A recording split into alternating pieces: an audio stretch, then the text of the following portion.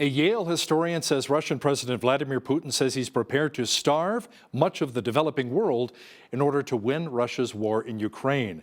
Historian Timothy Snyder says he believes Putin will use food security to his advantage and called it the latest chapter of hunger politics. To discuss this in more detail is our foreign affairs expert, Lisa Daftari, who joins us from Los Angeles. Lisa, many agree with this Yale historian Timothy Snyder that Putin will do whatever it takes to win the war with Ukraine. Right. And, it's not always that we agree with the Yale professors on their rhetoric, but this seems like it's going in the right direction. What he is suggesting has already started. It's nothing new. And it makes perfect sense, right? When you think about Putin, you think about what he has attempted to do in Ukraine and has not been able to, get that big finale or get, the kind of attention he wanted on the world stage. Well, this is a way he can do it. When he does affect the world's food supply, which he has already, had a domino effect in affecting, then, he is making those reverberations that he wanted. He is getting the headlines that he wanted. We here in the United States say, why is President Biden blaming everything on Putin? And of course, that's true. Not everything could be blamed on Putin, but certainly, many of the fears that are going on, in the Western world and throughout the world. Again, it starts here in the West and it goes eastward. Do begin with the war in Ukraine. And when will it end? I mean, all of this money that the United States and other countries have pledged to help the Ukrainians could be used to, again, fortify the economy, help with fortifying our borders, help with our national security, help with the baby formula shortage, and the list goes on. And we're short on so many things that we need help with here, but yet we're waiting to see what Putin's next move is. And again, these very, very harsh consequences, including the world's food supply. Now, speaking of food, 3 months after McDonald's suspended operations in Russia, people have been flocking to the restaurants again, which reopened under a new name under a Russian owner. Lisa, McDonald's sold its 850 restaurants to one guy, Alexander Govor. Yes, and I think this guy got so lucky in one part of his life, and then he never thought this would happen, where he would lose the ability to operate as McDonald's. So what did he do? He made his lemonade by opening up his stores again. In a different name, and in Russian it kind of translates into tasty period. Look, I think the Russian people are fed up, and they know that obviously what their leader is doing in Ukraine will have its consequences back at home, including losing most, if not all, of their American franchises. And I always thought it was interesting because if you look at places like Iran that are sanctioned by the United States, they have something similar to a Starbucks, but it's called something similar, and I don't remember the name exactly, but it was kind of like a knockoff of Starbucks because they can't have Starbucks. And here you have, restaurants opening up like McDonald's, but can't exactly be McDonald's. And, it's kind of like tongue in cheek, but obviously the story is indicative of something much more macro, and that being the consequences of the sanctions on the Russian people. It's not just the oligarchs. It does go down to the main street economy like it does in any environment or any country where there are sanctions. And, that's what we're hoping, is that the people, the oligarchs and everyone else put the pressure on Putin to back down, take that off ramp, and get out of Ukraine and end this crisis once and for all. Lisa, Prime Minister Justin Trudeau was in the U.S. recently for the Summit of the Americas, and next month your leader, U.S. President Joe Biden, is traveling to both Saudi Arabia and Israel. What's the purpose of the visits?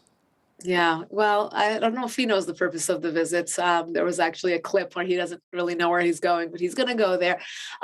These trips have mostly in the past been symbolic more than anything else, because they can always pick up the phone and dial. But obviously going there, it's showing sort of a solidarity. Biden sitting down with Saudi Arabia and Israel is important because what we always say is that the Biden presidency is the 2.0 of the Obama presidency. And if you remember, President Obama did he was very obvious about distancing himself from both Israel and Saudi Arabia in the effort to get very close to the Iranian regime and get that nuclear deal through.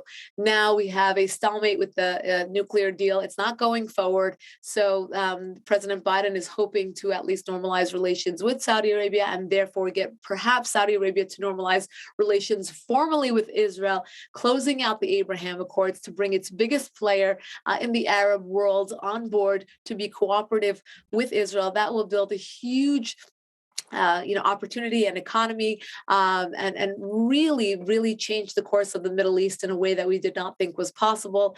Of course, we're seeing the Abraham Accords play out with the smaller Arab states like the United Arab Emirates and Bahrain, and it's doing phenomenal things to the Middle East and the people of the Middle East and the economy. So this is a very important trip, and we'll see what happens with the Iran nuclear deal, because day by day we're hearing from the European leaders, we're hearing from the U.S. officials who are involved that it's not looking good. The Iran regime is flexing its muscles more than ever, threatening to, have more enriched uranium and keep going forward with their nuclear program, while shutting out inspectors, taking down cameras. They're not playing along. So we'll see how this plays out. The Canadian government committed $27 million on helping to ease migration pressures at the recent Summit of the Americas. Lisa, so many, as you and I have talked about in the past, are leaving countries in Central and South America. Now, speaking of migrants, the federal court in the U.S. ruled against the Biden administration on illegal immigration yet again. Yes. So if you're following the reports, last week we had on the Foreign Desk a breaking story about how the Biden administration has doubled down not only on letting these migrants into the United States, but why just let them come in through the borders and stay at the borders? They're going to push them deeper into some of these big American cities, starting with lucky us, Los Angeles. And obviously this was, it's a crazy story when you think about it, not only letting them in, but giving them plane tickets and allowing them to go to cities of their choice and giving them hotel rooms. And there are exposés on all of this. It can be, researched. But now Louisiana and Texas went after the Biden administration and said, wait a minute, this is not legal, what you're claiming to do. And in fact, it was ruled in their favor that it's in fact illegal to allow these migrants to come not only into the United States, but to push them into certain cities. So, there's a lot of backlash on this. It makes no logical sense whatsoever, but now it makes no legal sense as well. So they have this on their side. But you know what? They keep coming, as you said, and you're set up to the question to say there are thousands on the way. We're seeing the biggest migrant caravan ever on its way, inching closer to the southern border of the United States. So where are they going to go? And it's the message coming from the White House. When it's open borders, they're going to come, and we're going to have to know and deal with the aftermath. Lisa, two countries grappling with crippling U.S. sanctions just signed a 20-year cooperation plan in Tehran over the weekend. The governments in Iran and Venezuela believe this new accord will help both countries in the long run, not just when it comes to oil, but also agriculture, defense, and tourism. Yeah, this is it's mind-boggling because, again, we have U.S. officials, European officials at the table trying to beg the Iranian regime to come and normalize relations, come sit down with us, come join the rest of the world, open up your economy, let us take the sanctions off. And instead, they're off making deals with China, making deals with Venezuela, doubling down their support for Putin, doubling down their support for North Korea. They don't want to play with the good guys. They want to play with the bad guys, and it's obvious. Now, what does this deal mean? Look, this is a symbolic deal because we know that the relationship between Caracas and Tehran has been going on for a very long time. We know that there are Hezbollah operatives in Latin America. We know that there are, informants in Latin America, in many, many countries. And the message for us is that they're at the footstep of the United States. They have access. If we think Tehran is thousands of miles away, well, they're at our border as well. And this should be very, very scary. But for some reason, we're not paying attention to it whatsoever. This deal is just formalizing what has already been going on. Now, neither of these countries have the economy to really keep this deal or keep it in place. That's the same thing we said with China for 25 years. They made a 25-year deal with China.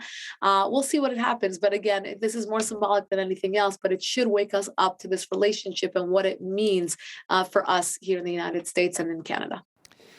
Lisa, China's defense minister has accused the United States of trying to hijack the support of countries in the Asia-Pacific region to turn them against Beijing. Tell me more. Well, the United States is trying to insert its influence too little, too late, I should say, but they're trying their best to give incentives to companies to come back to the United States, trying to get them to obviously conduct their business here instead of going overseas. It's very difficult to make that sale, especially right now with the inflation that we're experiencing. Also, in geopolitics, you look at what's going on around surrounding China and its obviously its endeavors to grow its influence in that region, but the United States trying to intervene, trying to get closer to Taiwan, make weapons deals with them, try to get closer to Japan, again, giving its support to South Korea, and not allowing China to grow or expand its influence in the seas or in the countries that are nearby. Again, maybe a little too little too late, but at least the White House has woken up to the fact that this is a growing threat and China will not back down from its ambitions, certainly in the region and more globally as well.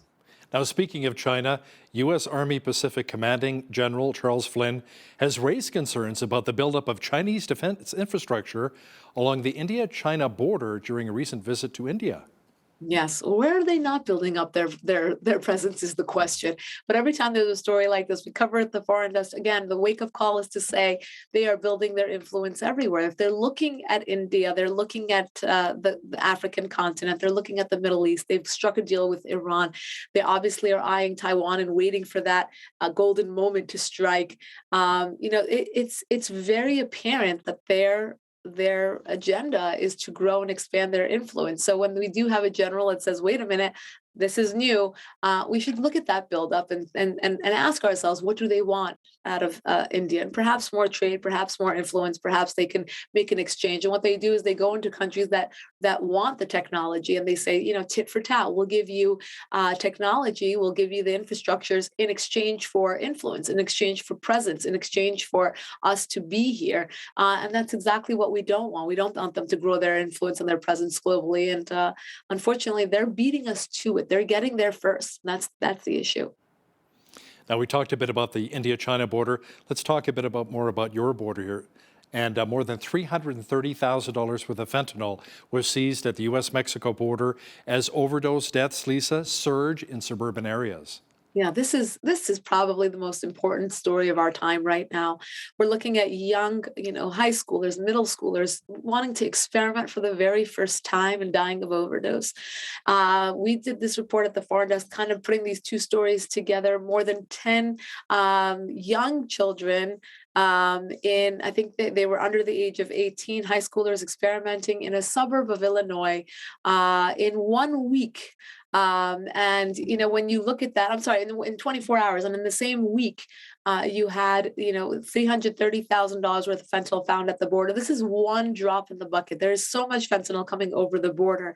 And the reason why we put these two together is just the juxtaposition of the two stories, is to say, this is happening, 10 students dying in 1 day, 24 hours, and then in the same week, finding all of this fentanyl that continues to come. So how do we stem this flow of this drug that's coming in very, very seemingly innocent ways? Again, it's laced Percocet and laced pills that, again, children who are wanting to just experiment with, and it's hitting our suburbs, and it's really the main killer of young people. And again, we don't have the budget to fight this. President Trump was the first to say, wait a minute, we have an issue here, but then nothing was really done about it. And we need assets to go after fentanyl. Again, it's becoming the number one national security crisis in our country here.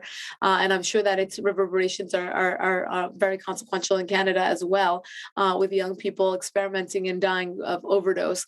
And yes, again, let's keep our eyes on this story, Hal. This is a very important and very crucial thing to focus on right now. Our foreign affairs expert, Lisa Daftari, thanks so much for joining us once again from Los Angeles. My pleasure.